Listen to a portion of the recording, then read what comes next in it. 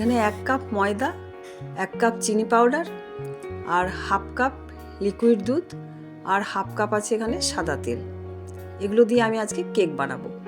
আর এখানে আছে milk powder প্যাকেটে, এই কাপ অনুযায়ী আমি হাফ কাপ দেব মিল্ক পাউডার। আর এখানে 3 রকমের বাদাম, কিশমিশ আর চেরি টুকরো করে রেখেছি।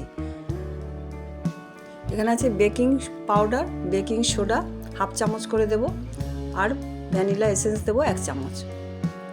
আর এখানে চেরি আর কাজু রেখেছি, এগুলো দিয়ে আমি কেকের ওপরে সাজিয়ে দেব। আর এখানে ভিনিগার আছে, ভিনিগার দেবো 1 চামচ কেকের মধ্যে। এরপর শুকনো জিনিসগুলো আছে, ময়দা, গুঁড়ো দুধ, সেগুলো মিশিয়ে নিয়ে রেখেছি। আর এখানে বাদামগুলোর মধ্যে 1 চামচ ময়দা দিয়ে আমি মাখিয়ে রেখেছি। এখানে কেক টিনটা রেডি করে রেখেছি বাটার পেপার দিয়ে ভেতরে তেল মাখিয়ে। এরপর সাদা তেলের মধ্যে চিনির পাউডারটা দিয়ে খুব ভালো করে মিশিয়ে একটা আমি পেস্ট বানিয়ে নেব। পেস্টটা বানানোর পর এখানে আমি দিচ্ছি 1 চামচ ভ্যানিলা এসেন্স আর দেব কিছুটা লিকুইড দুধ। তারপর খুব ভালো করে আবার এটাকে আমি মিশিয়ে নেব। মিশে যাওয়ার পর শুকনো যে ময়দা গুঁড়ো দুধ ছিল সেগুলো দিয়ে আমি খুব ভালো করে মিশিয়ে নেব। আবার দেখো সুন্দর হয়ে গেছে পেস্টটা। এরপর এখানে আমি 1 চামচ ভিনিগার দিয়ে আবার ভালো করে মিশিয়ে নেব। এরপর যে বাদাম, কাজু, কিশমিশ সব ছিল সেগুলো দিয়ে খুব হালকা হাতে পেস্টটার সঙ্গে ভালো করে মিশিয়ে নেব। এরপর আমার কেক টিনটা রেডি করা আছে, সে ঢেলে দিয়ে দুবার ট্যাপ করে নেব। দেখো দুবার ট্যাপ করে দিলাম কি কেকটা ভালোভাবে বসে যাবে।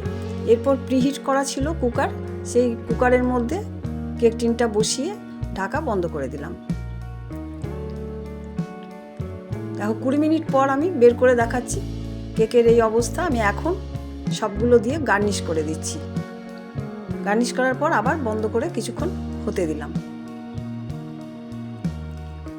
আরও 15 মিনিট পর খুলে দেখো সুন্দর আমার কেক তৈরি হয়ে গেছে, কারণ স্টিকের গায়ে কিচ্ছু লেগে যাচ্ছে না, তাই আমার কেকটা সম্পূর্ণ তৈরি হয়ে গেছে।